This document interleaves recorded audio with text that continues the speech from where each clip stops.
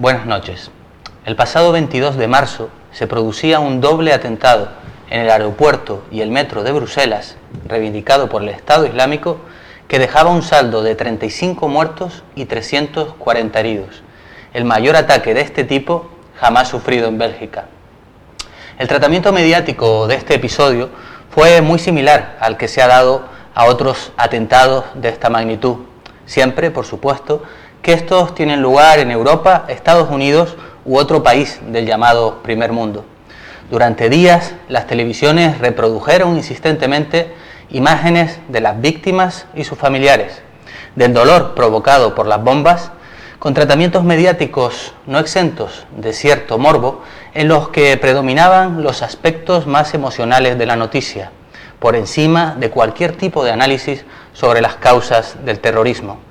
En esta nueva edición de Hablando Claro, trataremos de hacer justamente lo contrario, interrogándonos acerca de las condiciones sociales, políticas y económicas que permiten explicar este fenómeno. Para ello, contamos un día más con los colaboradores de Canarias Semanal, Manuel Medina. Buenas noches, Manolo. Buenas noches, Cristóbal. Y Juan Andrés Pérez Rodríguez. Buenas noches, Juan Andrés. Buenas noches, Cristóbal. Si quieres comenzar. Empezamos.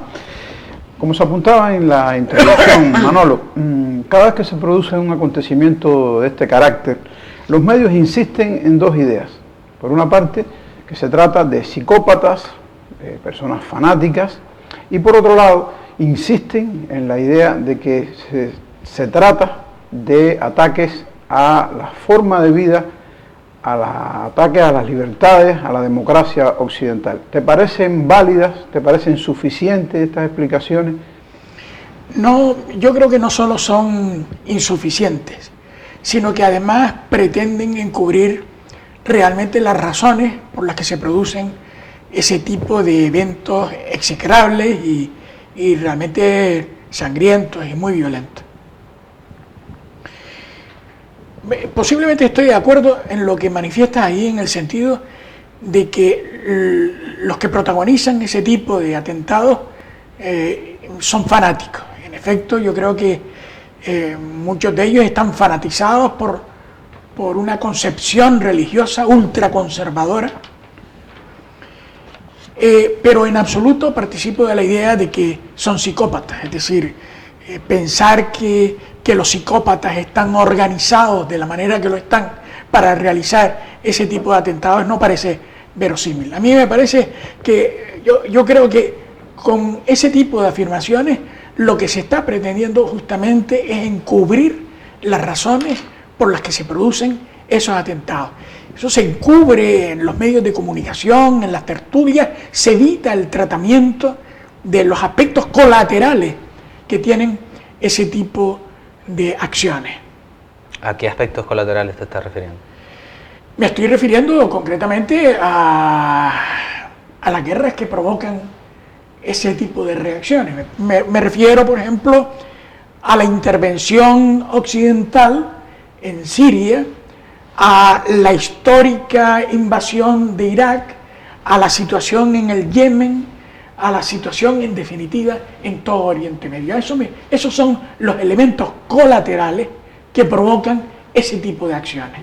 Sin embargo, incluso estando de acuerdo con lo que dices, la verdad es que las víctimas de este tipo de atentados son personas, en cualquier caso, inocentes. Algunas de ellas quizás estén al tanto de lo que hacen sus gobiernos o sus ejércitos en otros países, pero muchas otras no están al tanto. Entonces, poca responsabilidad pueden tener quizás, ¿no? La cuestión, Cristóbal, es que las víctimas son inocentes.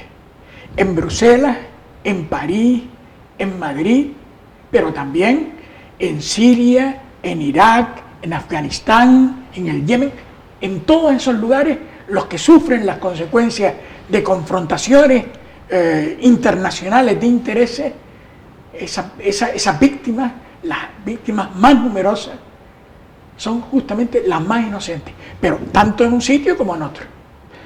A propósito de la violencia y del terror de Daesh, tú escribías un artículo que titulabas "El Estado Islámico, una distorsión de la justa rebelión de los pueblos árabes".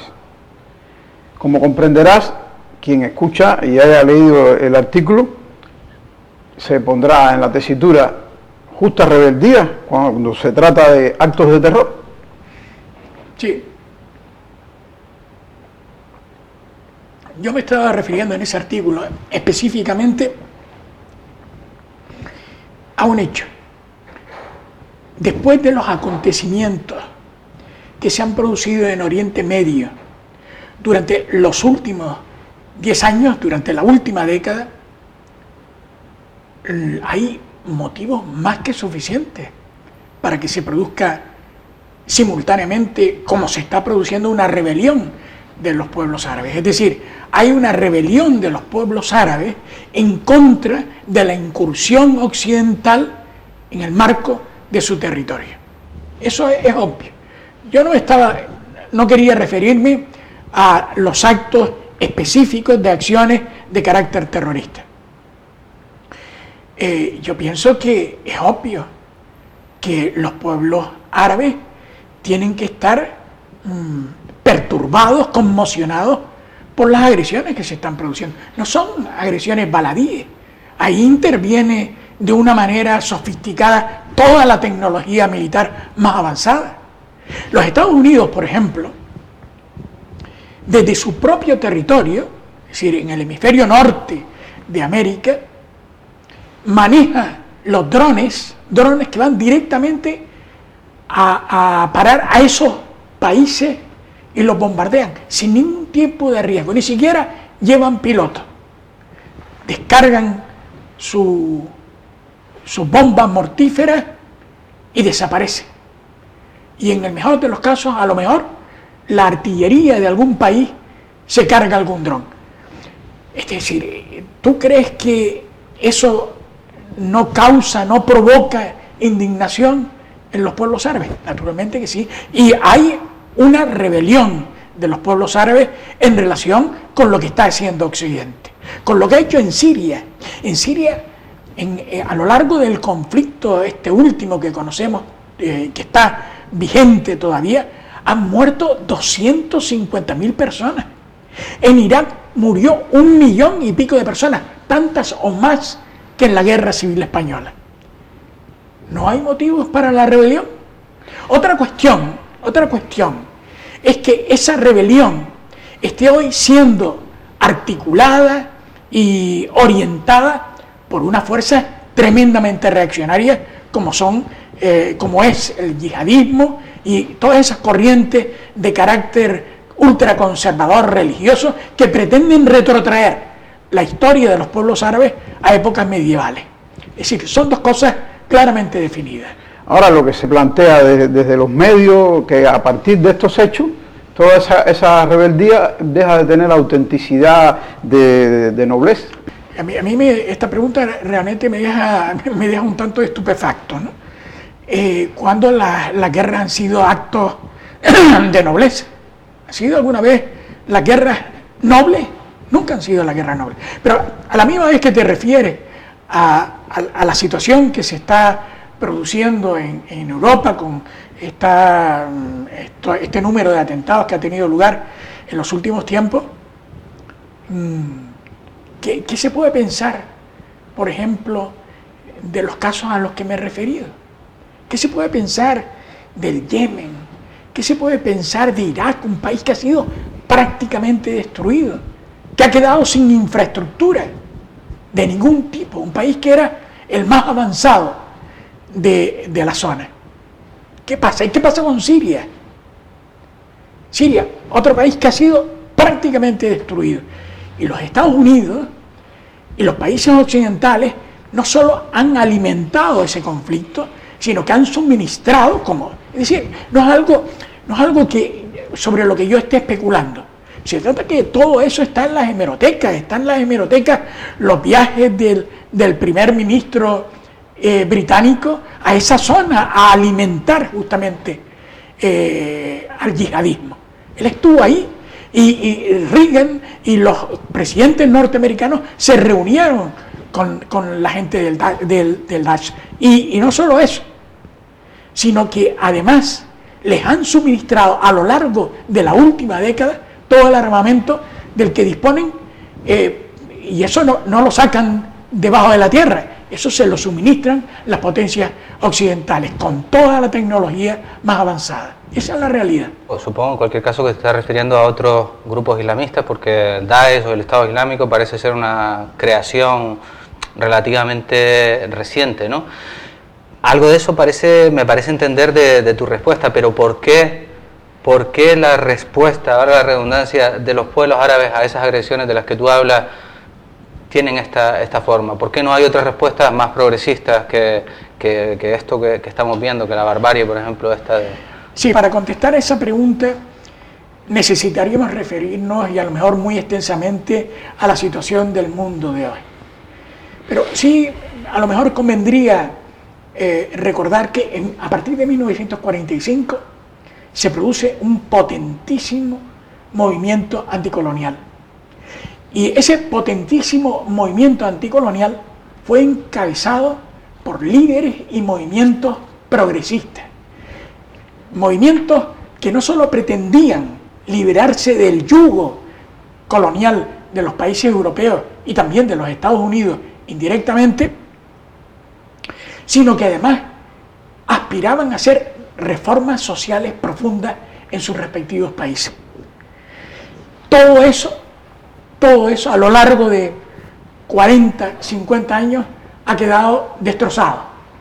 África se ha convertido en un continente sin esperanza, donde resulta difícil articular proyectos que contribuyan al avance de sus pueblos. Y eso tiene que ver porque ha cambiado también la situación internacional, desapareció totalmente en una implosión catastrófica la Unión Soviética. Y los países occidentales, los países capitalistas que se rigen por las reglas del capital, han encontrado un terreno abonado para su intervención, sin ningún tipo de réplica. Avanzan sin ningún tipo de réplica por parte de nadie, porque son superpoderosos.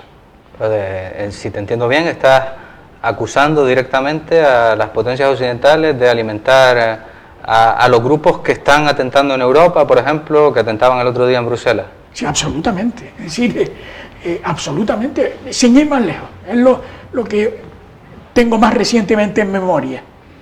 El ministro de Asuntos Exteriores belga, hace unos años, refiriéndose a los jóvenes belgas de origen musulmán yihadistas, se refirió en una ocasión diciendo que algún día, decía en aquella época, algún día iban como voluntarios a luchar en Siria, a favor del yihadismo y en contra del gobierno de Assad. Pues ese mismo ministro decía que algún día habría que elevar monumentos a esos jóvenes héroes que iban a luchar por la libertad en Siria. Bueno, ahí tienen los resultados. Y por otra parte, ¿quién no sabe a estas alturas que fueron los Estados Unidos, fue la Europa occidental, Francia e Inglaterra particularmente, quienes articularon al yihadismo a través de Arabia Saudita, de esa potencia medieval plagada, preñada de petróleo, la organización y la promoción del yihadismo? Eso no solo está en las hemerotecas, la propia Hillary Clinton, aceptó que había sido así, hace muy poco tiempo. Si Clinton tuvo el cinismo de decir eso así abiertamente, desde luego no salió en informe semanal y no salió en televisión española. Claro, evidentemente eso no sale en los grandes titulares, como tampoco salen los grandes titulares, o salió en los grandes titulares, las declaraciones del ministro belga de Asuntos Exteriores. Eso hay que recurrir a las hemerotecas para constatar este tipo de cosas. Claro, recurren a las hemerotecas aquellos que son críticos con la situación que se está planteando. Y dicen, mire, aquí está la argumentación, aquí está el testimonio. Eso es realmente lo que sucede. Ahora, el otro elemento que se impone es el elemento de si era previsible o no, si existía alguna posibilidad de prevenir estos acontecimientos de terror y si hay alguna posibilidad de evitarlo. Es decir, la prevención y la imposibilidad de que se produzcan nuevamente. Eso es lo que se discute y es lo que se habla. Me estoy refiriendo a las soluciones que se proponen para resolver este problema. Si podían preverse estos acontecimientos. Primero eso. Si podían preverse esos acontecimientos. Bueno, aquí solo falta que funcione el sentido común, es decir, bastaría con que nos pusiéramos a pensar si yo agredo a alguien, si de una manera natural tengo que esperar o no una respuesta. Es decir, eso forma parte incluso de la propia naturaleza humana. Cuando tú agredes a alguien, lo menos que puedes esperar en un momento u otro es una respuesta. Y eso yo creo que responde en cierta medida a tu primera pregunta. ¿Y la segunda pregunta cuál era? La segunda pregunta es el grupo de medidas que se han adoptado para resolver el problema.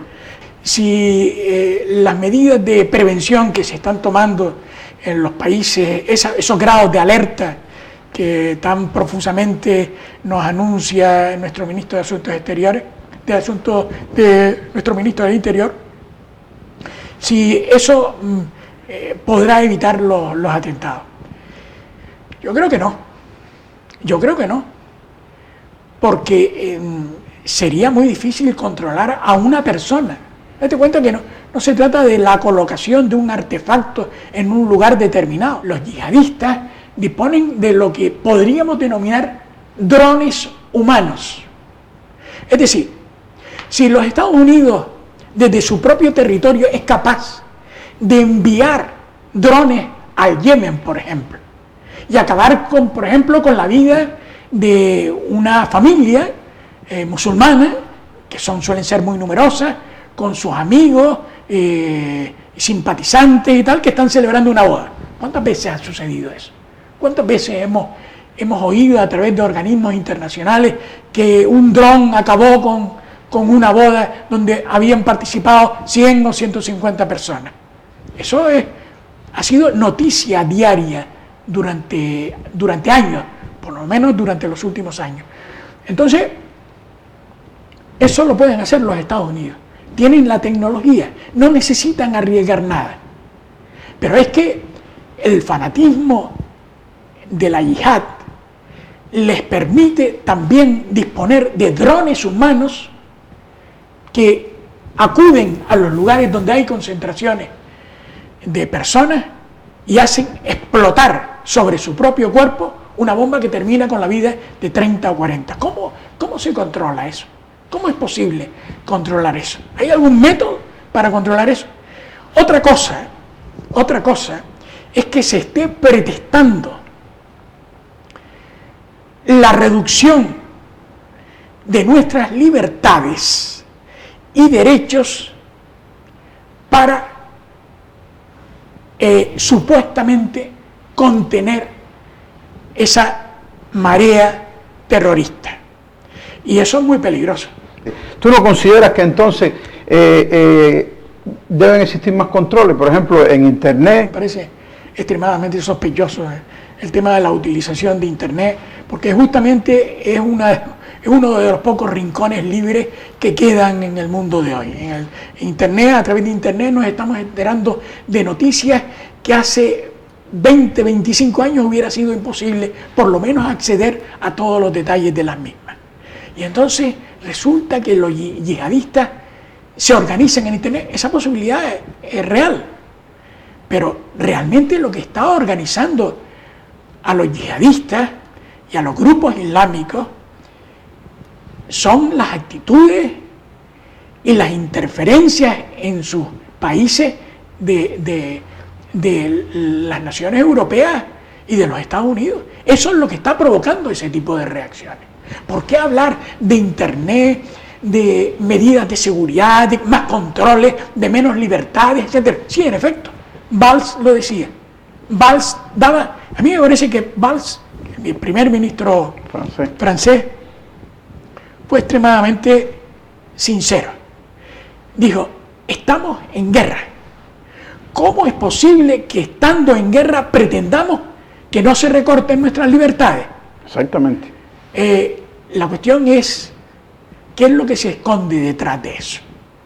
Porque sabemos que el terrorismo no es atajable, sino cortando las causas que lo provocan, es decir, las intervenciones occidentales en Oriente Medio. Es decir, no tiene sentido, por ejemplo, que si Argentina, Venezuela, Bolivia o Chile no están participando en la agresión contra los países árabes, nadie ponga una bomba en sus respectivas capitales.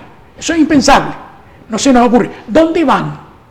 Van a Francia, porque el presidente francés ha alentado durante los últimos años la intervención en Siria. Van a Bélgica, que también durante un tiempo jugó un papel muy determinado. Vinieron a España cuando el señor Aznar se empeñó en participar en la guerra de Irak. Es decir, eso parece como muy sencillo y muy claro de entender, ¿no? Es decir, hay agresión y se produce una respuesta. Pero ese binomio, agresión-respuesta, es el del que no se quiere hablar en los medios de comunicación. Tú te has referido ya en varias ocasiones a las intervenciones occidentales en Oriente Medio, en África. ¿Por qué se producen esas intervenciones? Vamos a ver.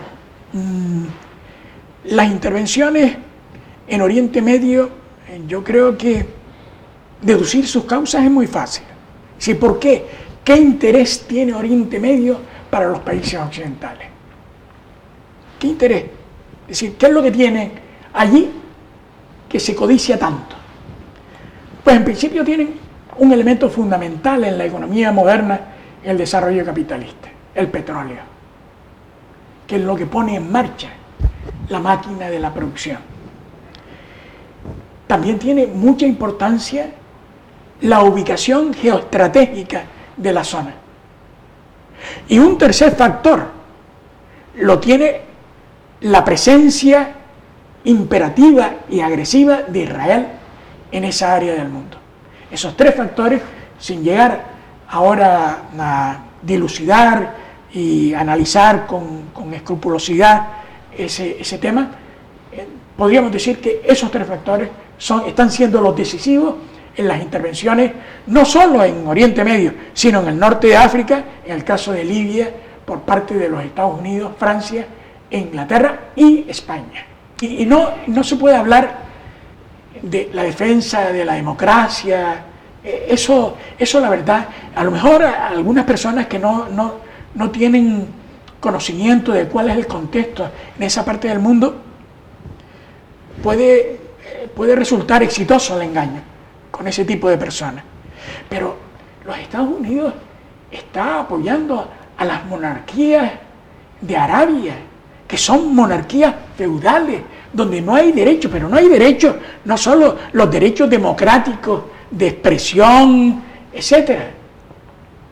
Existen estructuras monárquicas feudales intocables, y la pena de muerte se aplica a todos aquellos que se opongan a ese tipo de régimen político. Esa es la realidad.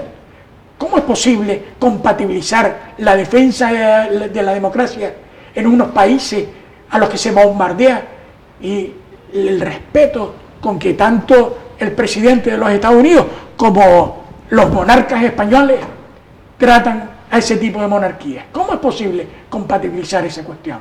¿Querrías añadir alguna cosa más, Manolo? Sí, a mí me parece muy interesante que la gente deje de creer en los grandes titulares, que trate de analizar el corazón de las noticias. Yo sé que se trata de una operación difícil, porque no todo el mundo tiene tiempo para realizar ese análisis, pero es fundamental, porque nos engañan, nos están engañando de manera sistemática, y esos engaños son los que propician y encubren crímenes que afectan a millones de personas. Eso es lo que yo tendría que decir. Pues muchas gracias a los dos por compartir este espacio y a todos ustedes los esperamos en la próxima edición de Hablando Claro.